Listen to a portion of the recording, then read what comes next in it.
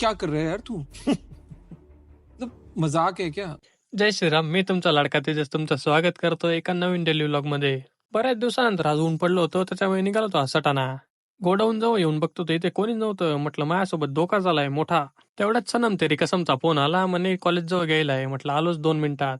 सनम तेरी कसमला घेऊन आलो होतो परत रोहितदाकडे. रोहितदाचं मस्त कलरचं काम चालू होतं. रंगाचं काम तर झालं होतं त्याचं. त्याला म्हटलं आता हा सुकण्यासाठी शेकोटी करावं लागेल का? तो म्हणे हा दे काळं करून सगळं. तिकडनं तात्काळ निघून आलो तुम्ही पोस्टात, कारण तिथे थांबलो असतो तर आता नाही मारला असतं मला त्यांनी. इथे येऊन बघतो तो नो मास्क नो एंट्री. म्हटलं आता का परत लॉकडाऊन लागून गेलं. ते बॅनर जाऊ द्या, हे मस्तच होतं. कमी हप्ता जास्त बोनस. म्हटलं काही विषय नाही.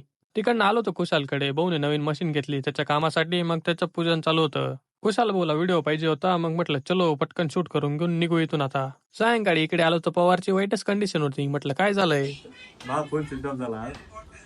पवारची कंडिशन पाहून ती स्वीटी बी त्याच्यावर हसायला लागली. म्हटलं काय रे पवार, काय इज्जत घालतो माझी.